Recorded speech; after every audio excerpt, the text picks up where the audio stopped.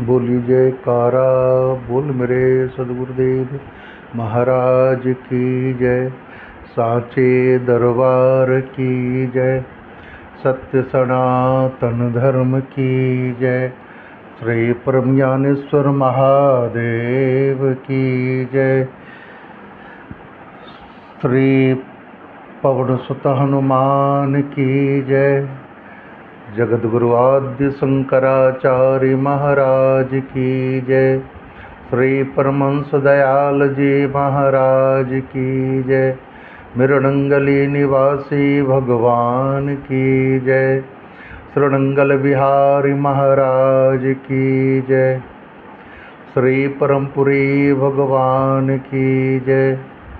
सब संतों हरि भक्तों की जय। जय सीताराम जय जय राधे श्याम। हरि ओम नमः पार्वती पते हर हर महादेव। ओम परम गुरुदेवाय नमः। श्री राधा रमणे नमः। श्रीमद्भागवत महात्म्य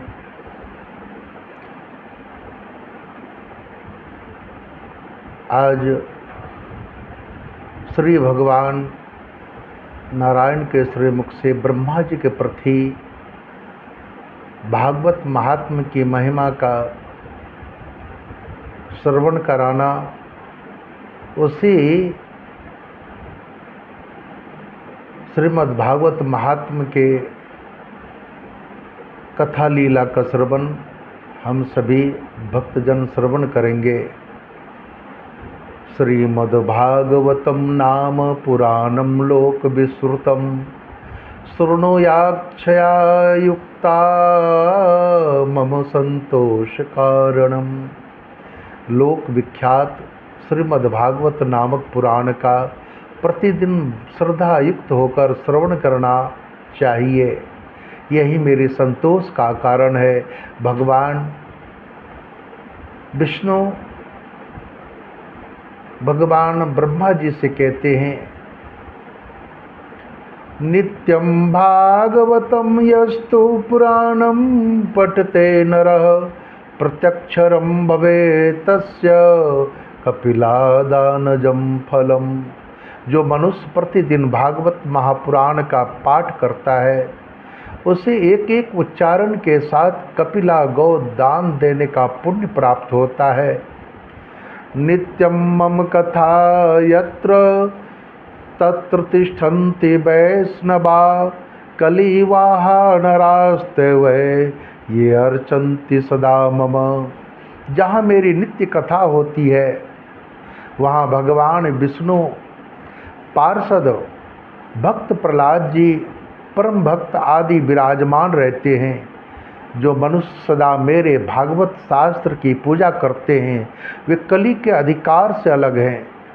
उन पर कली का बस नहीं चलता।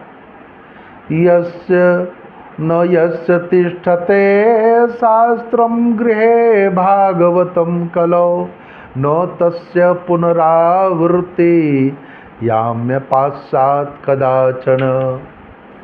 कलयुग में जिस मनुष्य के घर में भागवत शास्त्र नहीं है, उसको यमराज के पास यानी बंधन से छुटकारा नहीं मिलता।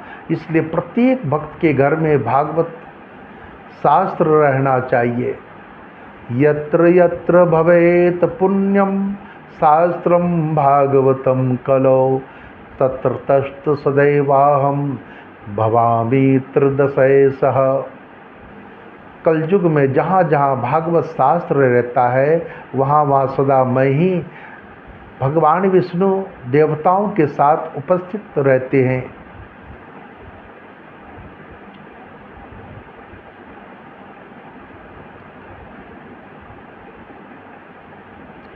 श्रोतव्यम मम कथा यशो धर्म जयार्थिना पापक्षार्थाय लोकेश मोक्षार्थम धर्म विद्धुना।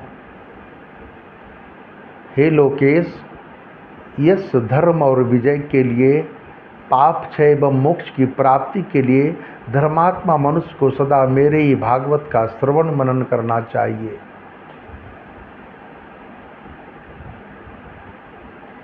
श्रीमद्भागवतम पुण्य आयुरारोग्य पुष्टिदम पठनार्थ श्रवणादवापि सर्वपापै प्रमुच्यते। ये पावन पुराण श्रीमद्भागवत आयु, आरोग्य और पुष्टि को देने वाला है। इसका पाठ, कथा अथवा श्रवण करने से मनुष्य सभी पापों से मुक्त हो जाता है। सर्वाश्रम भी गमनम सर्वतीर्थावगाहनम न यथा पावनम निर्णाम श्रीमद्भागवतम यथा। मनुष्य के लिए संपूर्ण पुण्य, आश्रमों की यात्रा और संपूर्ण तीर्थों में स्नान करना भी वैसा पवित्र कारण नहीं है जैसा श्रीमद्भागवत है। यत्र यत्र चतुर्वक्र श्रीमद्भागवतम भवेत् गच्छामि तत्र तत्राहम गौर्यथा सुतवत्सला। हे चतुर्मुख ब्रह्मा, जहाँ जहाँ भागवत की कथा होती है वहाँ वहाँ मैं उसी प्रकार जाता हूँ जैसे पुत्र वत्सला गौ अपने बछड़े के पीछे जाती है। मत्कथा वाचकम नित्यम मत्कथा श्रवणे रतम मत्कथा प्रीति मनसम नाहम तक्षामि तम नरम।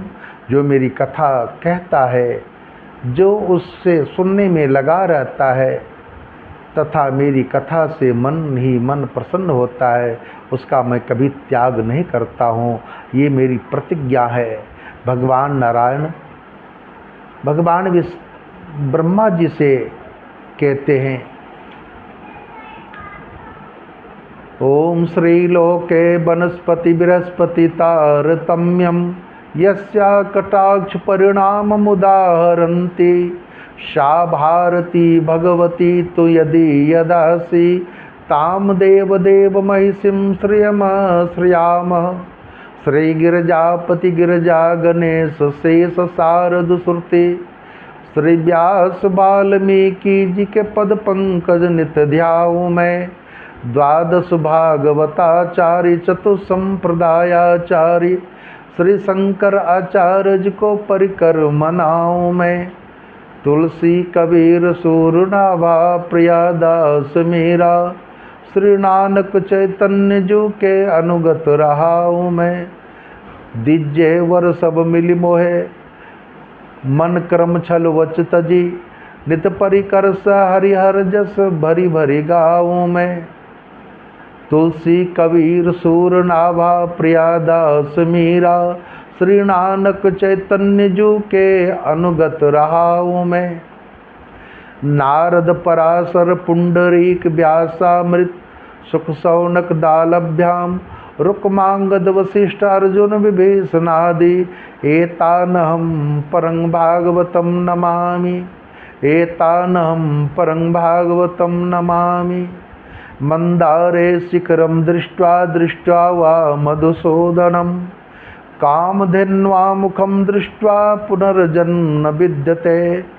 ओम सहस्रनाम्नां पुण्यानां त्रैरावृत्या तुमतः फलम् एकावृत्या तु कृष्णस्य नामेकं तं परीक्षते नामेकं तं परीक्षते। ओम अतुलितबलधामं हेमशैलावदेहं धनुजवन कृशानुज्ञानिनाम् अग्रगण्यं सकलगुणनिधानं वानराणामधीशं रघुपतिप्रियभक्तं वातजातं नमामि। बोले श्री सद्गुरुदेव भगवान की जय। श्री राधा रमण भगवान की, श्री बांके बिहारी लाल की, श्री पवन सुत हनुमान की जय। श्री राम जय राम जय जय राम। श्री राम जय राम जय जय राम। राधे राधे जय घनश्याम, राधे राधे जय घनश्याम।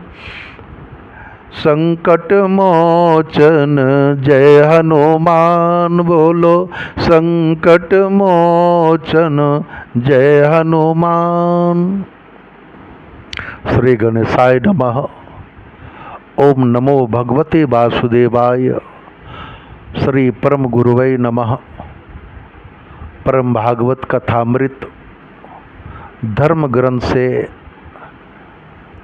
आज की कथा लीला का श्रवण भागवत महात्म है, जिसे परमहंस परम पूज्य सुखदेव जी महाराज अपने परम शिष्य राजा परीक्षित जी को इस कथा लीला का श्रवण कराए थे।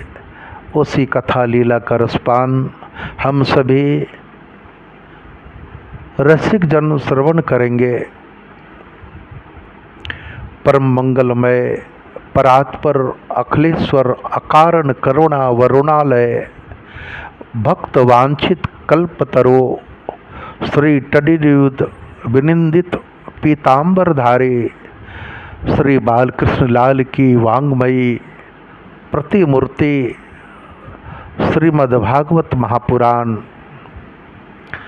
भाग्योदयेन बहुजन्म समर्जितेन सत्संगम न लभते पुरुषो यदा वै।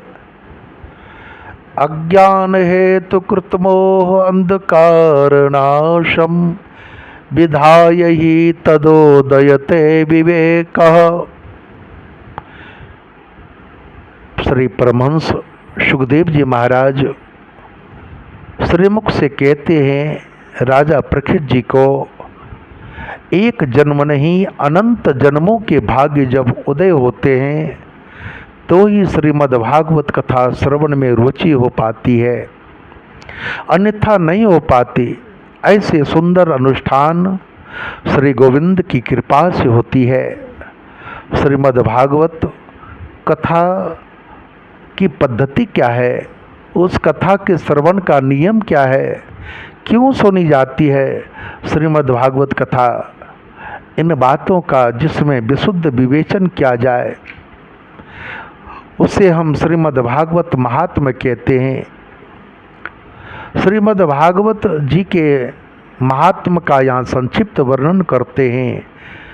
प्रेम से बोलिए श्री कृष्णचंद्र भगवान की जय, श्री सद्गुरुदेव भगवान की जय। सच्चिदानंद रूपाय विश्वोत्पत्त्यादि हेतवे तापत्रय विनाशाय श्री कृष्णाय वयं नमः, श्री कृष्णाय वयं नमः। जीवन की तीन बातें हैं जो बहुत समझने की है। ये तीन बातें हैं सत, चित और आनंद। हम लोग बात बात में कहते हैं सच्चिदानंद सच्चिदानंद। सत कहते हैं अविनाशी को, जो पहले सत्य था, मध्य में सत्य है और अंत में सत्य बचेगा।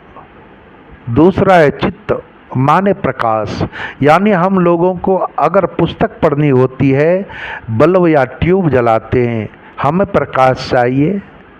जिस परमात्मा को कभी किसी से प्रकाश लेने की जरूरत नहीं पड़ती, जो स्वयं प्रकाश युक्त है, साक्षात प्रकाश स्वरूप है, उसे हम चित्त कहते हैं।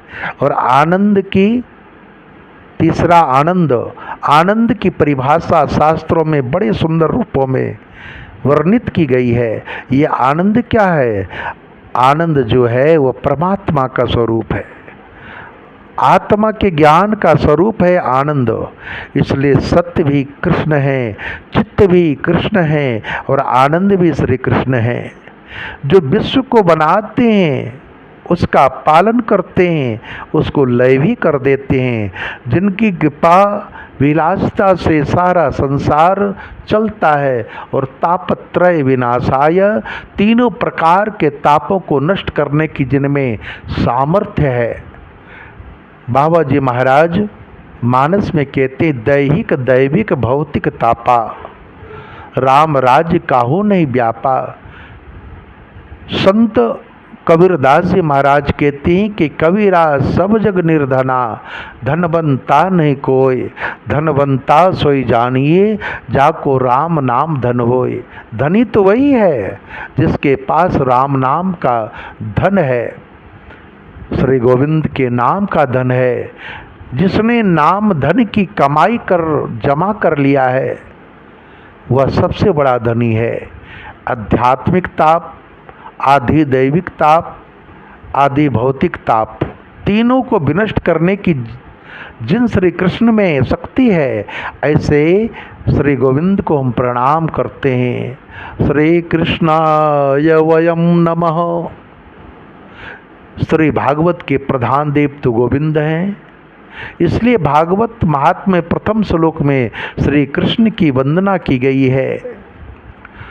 श्री परमहंस सुखदेव जी महाराज की वंदना, यम प्रवजंत अनुपेत पेत कृत्यम द्वैपायनो विरह कातर आजुहाव, पुत्रेति तन्मयता तरवो अभिनंदो, स्तवम सर्वभूति हृदयम मुनिमानतोस्मि। जिस समय परमहंस सुखदेव जी का यज्ञोपवीत संस्कार भी नहीं हुआ था, सुतराम लौकिक वैदिक कर्मों के अनुष्ठान का अवसर भी नहीं आया था, उन्हें अकेली संन्यास लेने के उद्देश्य से जाते देख उनके पिता व्यास जी विरह से कातर होकर पुकारने लगे। उस समय तन्मय होने के कारण सुखदेव जी की ओर से वृक्षों ने उत्तर दिया। ऐसे सबके हृदय में विराजमान श्री सुखदेव जी को मैं चरण वंदना करता हूँ।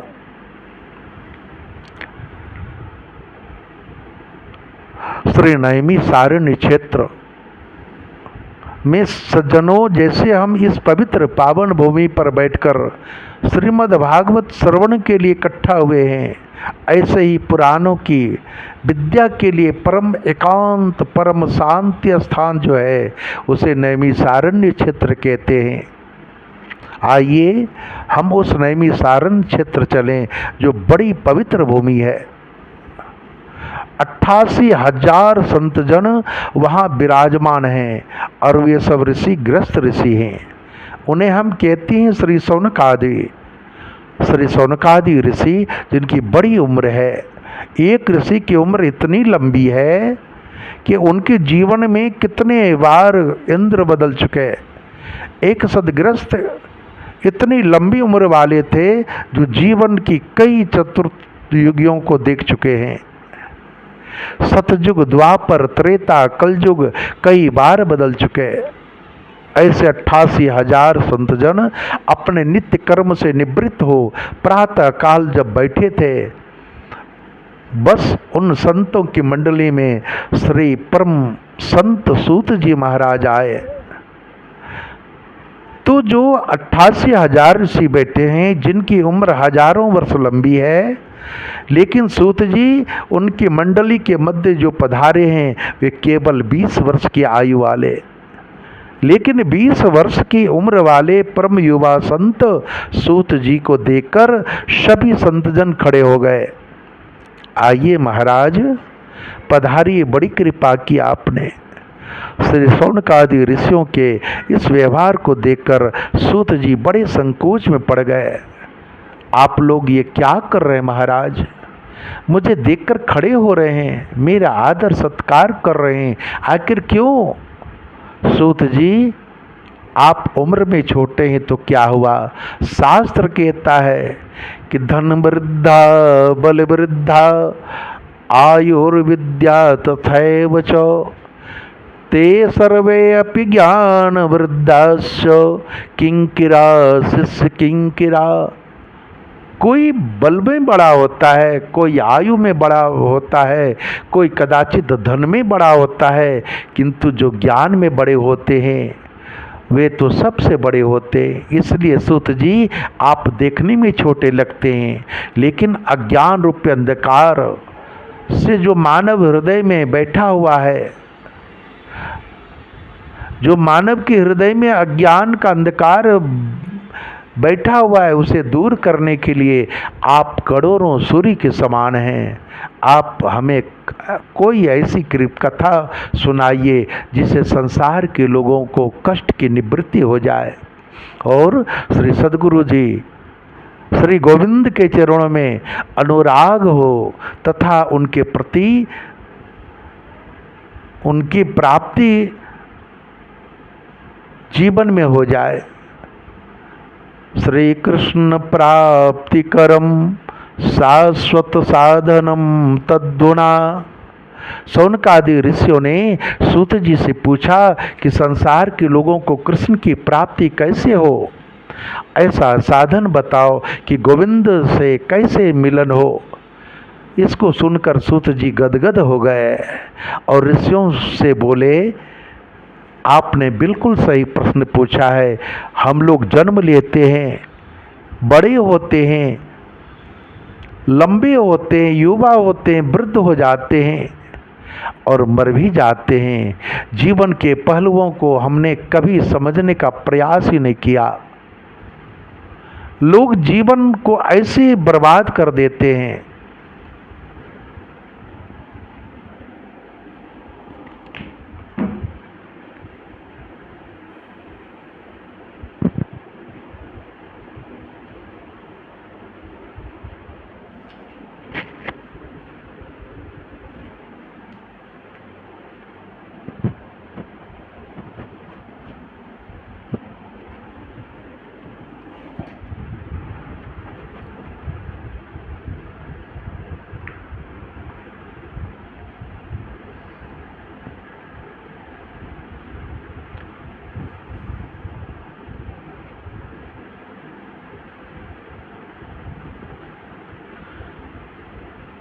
ये जो प्रवृत्ति है हमारी, केवल समय का दुरुपयोग है। सूत जी महाराज कहते हैं, क्या काल ब्याल मुख ग्रास त्रास निर्नाश हे तबे।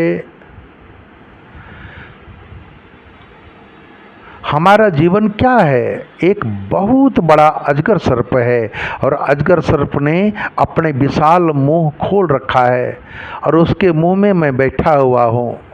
अब मेरा शरीर सुरक्षित कब तक है? जब तक वो अजगर मुंह बंद नहीं कर लेता है।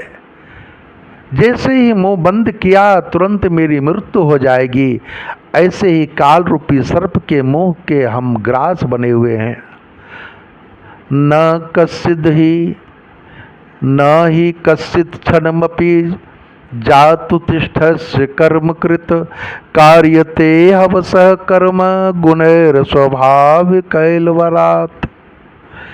ये मानव की सबसे बड़ी भ्रांति है कि चिंता ज़्यादा करता है, चिंतन नहीं करता।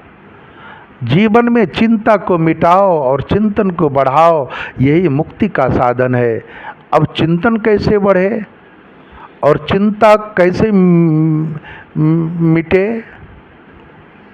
ये सब सिखाता है हमें श्रीमद् भागवत धर्म ग्रंथ। ये भागवत महान सद्ग्रंथ है, यही मुक्ति दान प्रदान करता है। श्री सूत जी महाराज कहते हैं, भागवत की कथा श्रवण का अधिकार तो कभी कभी देवताओं को भी प्राप्त नहीं होता। एक बार देवताओं को जब पता चला कि राजर्षि परीक्षित को सुखदेव जी भागवत रूपी अमृत पिला रहे हैं, तो वे अपने स्वर्गलोक से अमृत कलश को लेकर आए और सुखदेव जी से बोले, इसको अदला बदली कर लीजिए। एवं विनिमय जाते सुधा राज्ञ प्रपीयताम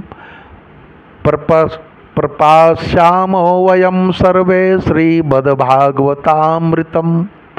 श्री परमहंस सुखदेव जी ने कहा, स्वर्ग का अमृत और कहाँ श्रीमद् भागवत, दोनों की बराबरी एक संग कैसे हो सकती है? स्वर्ग में जाकर अमृत के पान करने के बाद भी व्यक्ति को गिरना पड़ता है। आचार्य शंकर ने कहा है, कि पुनरपि जननम पुनरपि मरणम पुनरपि जननी जठरे शयनम भज गोविंदम गोविंदम भज मूढ़ मते। लेकिन भागवत अमृत का पान जिसने कर लिया उसका तो आवागमन का कुचक्र हमेशा के लिए मिट जाता है। अभक्तां स्वविज्ञायन ददो स कथामृतम श्रीमद्भागवती वार्ता सुरानापि दुर्लभा। श्री सुखदेव जी महाराज ने देवताओं को अभक्त समझा और भागवत कथामृत का दान उनको नहीं किया। वही भागवत कथामृत में आप लोगों को श्रवण कराऊंगा। देवताओं ने जब ब्रह्मा जी से शिकायत की और ब्रह्मा जी ने तराजू लेकर तौलना शुरू किया तो एक पलड़े पर दुनिया के समस्त साधनों को रखा और दूसरे पलड़े पर केवल श्रीमद् भागवत जी को विराजमान किया। लघुन्यानि जातानि गौरवेन इदं मत तदार्षि गणा सर्वे विस्मयं परमं ययो।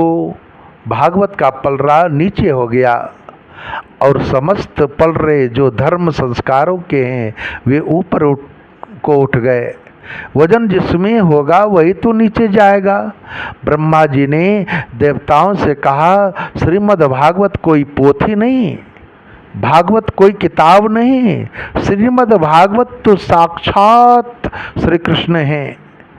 श्रीमद् भागवताख्यो अयम प्रत्यक्ष कृष्ण एव ही। साक्षात कृष्ण स्वरूप श्रीमद् भागवत हैं। इसका श्रवण करने से जीवन धन्य हो जाता है और श्री नारद जी ने जन जन में इनका प्रचार किया। जन जन में इसका प्रचार करने के लिए अपने पिता ब्रह्मा जी से इसका अध्ययन किया था। लेकिन सप्ताह श्रवण की विधि क्या है? तो ये तो नारद जी ने सनत कुमारों से सुना था। सौनकादि ऋषि बोले हमने सुना है। सनत कुमार ज़्यादा घूमते नहीं और नारद जी कभी एक जगह बैठते नहीं, ये प्रसिद्धि है। नारद जी हमेशा भ्रमण करते हैं। सनत कुमार कभी एक जगह से दूसरी जगह जाते नहीं। और भागवत की कथा में मन यदि चंचल हो तो मन में बातें कई प्रकार की हों तो फिर कथा का आनंद नहीं मिल सकता। भागवत की कथा में 5 बातों का रहना बहुत जरूरी है। पहला, कथा के लिए स्थान। कथा का स्थान बड़ा सुंदर होना चाहिए। ऐसा स्थान जहाँ बाहर की आवाज़ न आती हो, जहाँ केवल आप व्यास कथा और वाचक की आवाज़ सुन सकें। बाहर की आवाज़ से विक्षेप वक्ता और श्रोता दोनों को होता है। दूसरी बात है भागवत का गान। भागवत को सुंदर शब्दों में गाया जाए। तीसरी बात है भागवत का ज्ञान। भागवत को ज्ञान पूर्वक सुना जाए। चौथी बात है भागवत का ध्यान। भागवत को एकाग्र पूर्वक होकर मन लगाकर सुना जाए। पांचवी बात है भागवत में आपके कान एकदम भागवत से जुड़ जाए तो ही भागवत कथा श्रवण का फल आपको प्राप्त हो सकता है। बोलो जयकारा बोल मेरे सदगुरुदेव भगवान की जय। श्री राधा बल्लभ लाल की जय। श्रीमद् भागवत महापुराण की जय। भक्त और भगवान की जय। श्री पवन सुत हनुमान की जय। ओम शांति शांति शांति।